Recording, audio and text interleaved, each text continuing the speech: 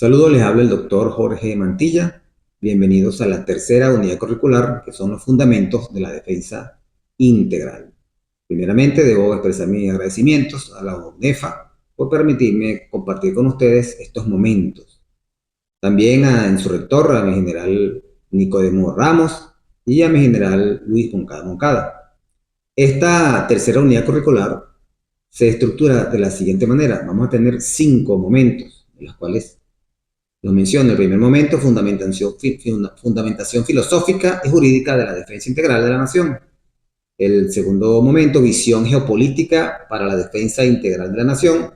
El tercero, apreciación de las amenazas externas e internas ante una agresión contra la República Bolivariana de Venezuela.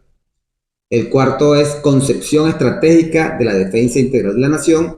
Y el quinto momento, concepción de la seguridad, defensa y desarrollo integral para nuestra Fuerza Armada Nacional Bolivariana.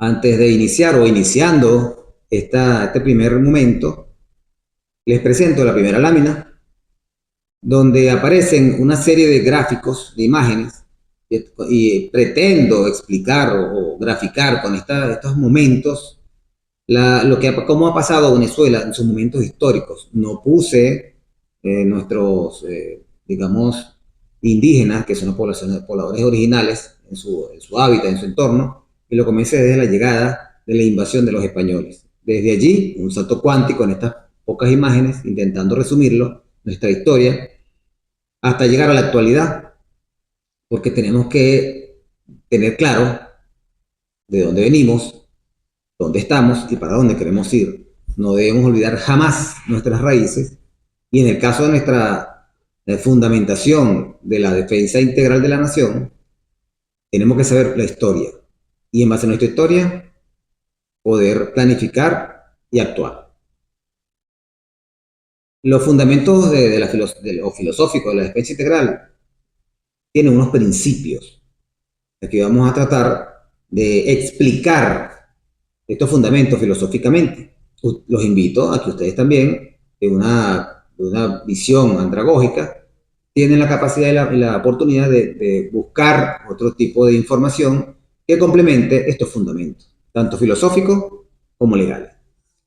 Continuamos. La fundamentación filosófica de la defensa integral, como les dije anteriormente, tiene unos principios y valores que orientan al Estado para que el Estado planifique con coherencia, porque tiene que designar unos recursos financieros, legales, humanos, para evitar o prevenir las amenazas externas e internas. Y en base a estos principios y valores se establece, por supuesto, lo que son las políticas de Estado. Otra característica de la defensa integral es que corresponde a los intereses nacionales. No podemos pensar que la defensa integral va a responder a principios o a intereses personalísimos. No, son los intereses tanto individuales como colectivos que representa el Estado, porque el Estado, la nación, debe procurar la defensa interna de su población y la proyección a futuro de la propia nación, del propio Estado. Debe contener un alto grado de consenso, y eso deviene de las políticas. Y esas políticas tienen su estamento legal y jurídico, que es la Constitución de la República Bolivariana de Venezuela. Esta le da, digamos, un paraguas de legalidad y de aceptación del pueblo venezolano, del soberano, que fue quien escogió la Constitución y que tiene arraigada de por sí un sentimiento nacional de aceptación. Porque si el pueblo no acepta la base fundamental y no acepta o no tiene este consenso jurídico, el sentimiento nacional no va a ser defendido. Es por eso que nuestra defensa integral deviene principalmente de nuestra Constitución, y con ella vienen los procesos históricos que no debemos olvidar. La defensa integral tiene un amplio horizonte, persigue el bienestar nacional, por supuesto, y todo lo que comprende el Estado-Nación con su población. Se planifica con una visión previsiva, es decir, no puede ser reactiva. Actuar ya cuando tenemos el problema o cuando somos atacados. Al contrario, debemos tener o tiene una visión estratégica, ya que las acciones u omisiones que adopta el Estado se hacen en función de los intereses nacionales, para garantizar que el bienestar general de la nación. Esta visión de la defensa trasciende en el tiempo, no es estática, es decir, no es solamente que la tiene un Estado, un gobernante en un momento, y cuando viene otro gobernante, adapta a sus necesidades o a lo que parece. No, como dice la lámina, los gobiernos pasan, el pueblo queda, las instituciones quedan. Y así como las instituciones, el interés nacional del Estado-Nación en preservarse a través del tiempo y darle la mayor suma de felicidad a la población. ¿A través de qué? De la defensa. Y la defensa, por supuesto, está estructurada bajo el marco legal, jurídico. Nosotros no podemos, como Estado-Nación, actuar y mostrar los dientes ya cuando la amenaza está erigida, está sobre nosotros. La defensa integral es disuasiva. Me acuerdo en su momento cuando nació el componente milicia bolivariana, que empezaron a burlarse de ella, de nuestros hombres y mujeres, porque querían desfigurar la intención de la milicia bolivariana, que es el pueblo en armas para la defensa de la patria. No es despreciable tener un componente con millones de hombres y mujeres dispuestos a la defensa de la patria en todo momento. Y eso es una forma disuasiva también para que el enemigo piense en atacarnos o invadirnos. No es lo mismo luchar con un país que tiene una concepción de solamente las Fuerzas Armadas defender el territorio que invadir a un país como Venezuela, que en su concepción legal establece que el pueblo es corresponsal en la defensa integral. Entonces la defensa integral es disuasiva porque es mejor mostrar nuestras capacidades para llegar un momento a tener la capacidad de una salida diplomática, de acuerdo o tratado que minimicen la amenaza. También la defensa integral cabalga, está atenta a los acuerdos internacionales, a la visión internacional del entorno y las leyes. Nosotros hemos firmado unos tratados internacionales, nos mantenemos, digamos, en la línea del derecho internacional. Nosotros no nos salimos de allí. Nosotros buscamos el mejor provecho de las relaciones internacionales para afianzarnos en nuestra defensa integral. Bien hecho, una visión estratégica de nuestro comandante Chávez, cuando comenzó con una amplitud hacia estas naciones que consideraba el imperialismo como amenaza, en el caso de China, de Irán, de Rusia. No, nuestra defensa es propia, autóctona. Nosotros tenemos el derecho de relacionarnos con los estados que nosotros consideremos para preservar nuestra seguridad.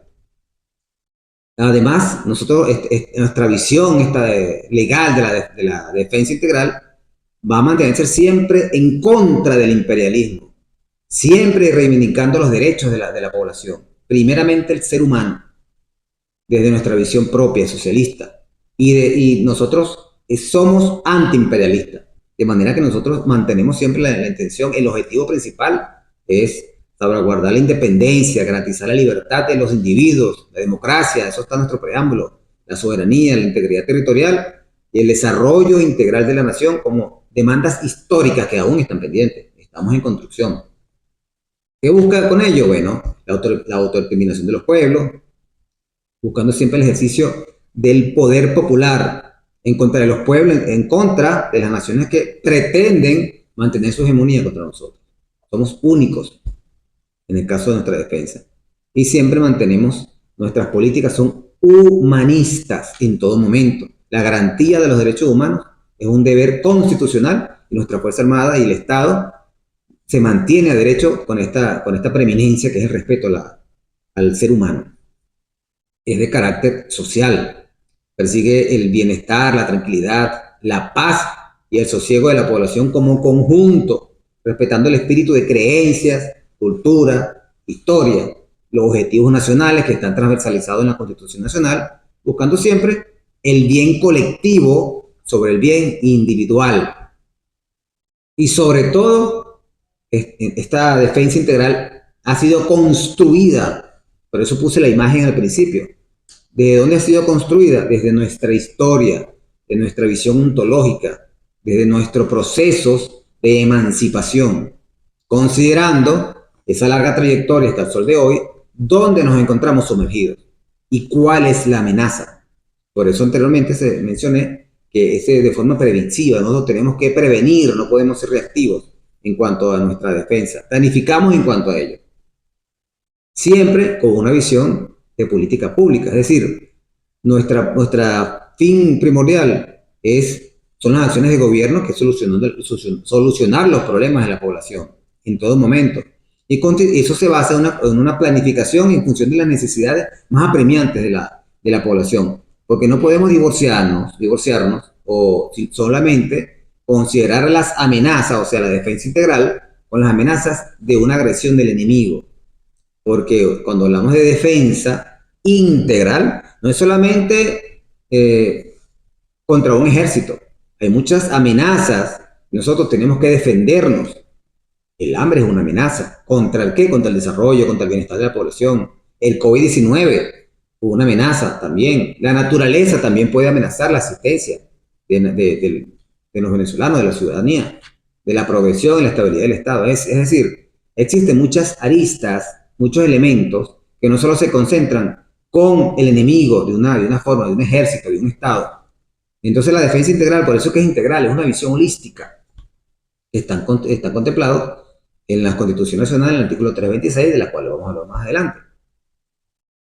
Y en todo momento tenemos que ser, como se dijo anteriormente, de carácter previsivo desde una visión histórica de dónde venimos, dónde estamos en el contexto nacional e internacional y con un laboratorio, pues yo le digo laboratorio, es simplemente una observación constante y permanente de los procesos nacionales e internacionales. Dentro de ese gran contexto es que uno puede planificar cuáles pueden ser las amenazas que nos van a alterar nuestra estabilidad y accionar de manera previsiva. Y esta es la lámina bien pública, me permito leerlo porque no tiene desperdicio y tiene contenido. Gran parte de lo que establece nuestra Constitución, que dice la defensa integral, es un bien público ya que protege los intereses nacionales y es dirigida a la colectividad en general, al bien común y al bien colectivo, entendiendo que el bien común es aquel que trata a cada individuo por igual ante la ley. Y el bien colectivo es aquel que sacrifica el bien de un individuo por el bien de la población en su conjunto. Asimismo, nuestra planificación, nuestra visión, nuestra estructura legal es autóctona, es hecha por nosotros, no es impuesta. Anteriormente era impuesta desde el norte, desde la Escuela de las Américas. Aquí en Venezuela antes había una misión norteamericana que es la que dictaba las normas y las pautas para nuestra defensa, que estaba basado en los intereses del imperialismo. Desde la llegada de la Revolución Bolivariana, nuestra concepción para la defensa es propia, autóctona, la construimos nosotros, a través de nuestra idiosincrasia, de nuestros valores, de qué tenemos que defender, a quién nos defendemos y cuáles son las amenazas existentes.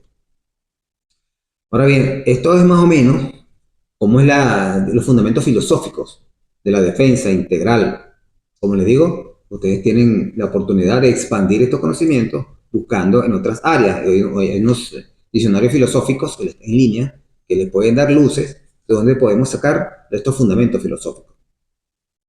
Ahora vamos a abordar lo que son los fundamentos jurídicos solamente de la defensa integral, que están contenidos principalmente en el título 7 de la Constitución de la República Bolivariana de Venezuela, de lo que es la seguridad de la nación, entre el artículo 322 y el 332. En el artículo 322 de nuestra Constitución, me permito leer, dice: la seguridad de la nación es competencia esencial y responsabilidad del Estado, fundamentada en el desarrollo nacional de esta, y su defensa es responsabilidad de los venezolanos y venezolanas, también de las personas naturales y jurídicas, tanto de derecho público como derecho privado, que se encuentren en el espacio geográfico nacional. El 322 da inicio a lo que es la corresponsabilidad de la defensa integral de la nación, que no lo tenía la Constitución anterior. Y esto es uno de los elementos de tantos artículos por los que quieren destruir nuestro proceso revolucionario, abolir la Constitución porque somos una amenaza. El artículo 326 de la Constitución dice: la seguridad de la nación es fundamentada en la corresponsabilidad entre el Estado y la sociedad civil para dar cumplimiento a los principios de independencia, democracia, igualdad, paz, libertad, justicia, solidaridad, promoción y conservación ambiental y afirmación de los derechos humanos, así como la satisfacción progresiva de las necesidades individuales y colectivas de los venezolanos y venezolanas, sobre las bases de un desarrollo sustentable y productivo de plena cobertura para la comunidad nacional. El principio de corresponsabilidad se ejerce sobre los 7 ámbitos constitucionales: el ámbito económico, social, político, cultural, geográfico, ambiental y militar. Entonces tenemos el artículo 322 y el 326. Ahora, ¿qué dice la Ley Orgánica de Seguridad de la Nación? En su artículo 3 establece que es defensa integral y nos dice: la defensa integral es el conjunto de sistemas, métodos, medidas y acciones de defensa, cualesquiera sean su naturaleza e intensidad, que en forma activa formule, coordine y ejecute el Estado, con participación de instituciones públicas y privadas y personas naturales, jurídicas, nacionales o extranjeras, con el objeto de salvaguardar la independencia, la libertad, la democracia, la soberanía, la integridad territorial y el desarrollo integral de la nación. Ahora bien, ¿qué dice? ¿Qué otro artículo nos circunscribimos con relación a la defensa integral? En la Ley Constitucional de la Fuerza Armada, en su artículo 5, establece lo siguiente: la defensa integral, a los fines de esta ley, es el conjunto de sistemas, métodos, medidas y acciones de defensa, cualesquiera sean su naturaleza o intensidad, que en forma activa formule, coordine y ejecute el Estado, con la participación de las instituciones públicas y privadas, con las personas naturales y jurídicas nacionales y extranjeras, con el objeto de salvaguardar la independencia, la libertad, la democracia, la soberanía, la integridad territorial y el desarrollo integral de la nación, garantizando la unión cívico-militar, así como la satisfacción progresiva de las necesidades individuales y colectivas de las venezolanas y venezolanos sobre las bases de un desarrollo sustentable en plena cobertura nacional. Obsérvese que aquí pusieron lo que es la unión cívico-militar. Muy importante. Anteriormente, la Fuerza Armada de Venezuela, las Fuerzas Armadas venezolanas en ese entonces, la Cuarta República, veíamos al pueblo como una amenaza. La llegada de la Revolución Bolivariana lo que hizo fue estructurar y lo fusionamos, lo que son las Fuerzas Armadas y el pueblo. En esta última lámina, ya estamos terminando, dice que además de la fundamentación jurídica, la defensa integral se sustenta en diferentes estructuras legales. Ustedes dirán, bueno, pero ¿es jurídica o es legal? Puede ser jurídica y puede ser legal. Lo que es jurídico porque está establecido en la base constitucional. Y lo legal es porque lo es permitido dentro de la doctrina. Que de allí se desprende como la ley, ejemplo, el Plan de la Patria, las 7 transformaciones, específicamente la tercera T, que habla sobre la seguridad ciudadana y defensa, unidad e integridad territorial. También documentos como reglamentos, órdenes escritas, entre otros, que permiten el ejercicio de la defensa integral dentro del territorio, todo dentro de la norma. ¿Cuál es un ejemplo también de un documento que es legal y se circunscribe la defensa integral? Una orden de operaciones. La Fuerza Armada trabaja con órdenes de operaciones, primero los planes, que se materializan cuando las hipótesis se activan, y las órdenes de operaciones ya es cuando la operación tiene fecha, espacio geográfico y un fin, como una misión. Bueno, muchas gracias por haber estado atentos a esta primera jornada de intercambio de saberes. Hay mucha información que hay que abordar, pero dentro de la educación andragógica, pues los invito a complementarnos. Nos vemos en el segundo encuentro.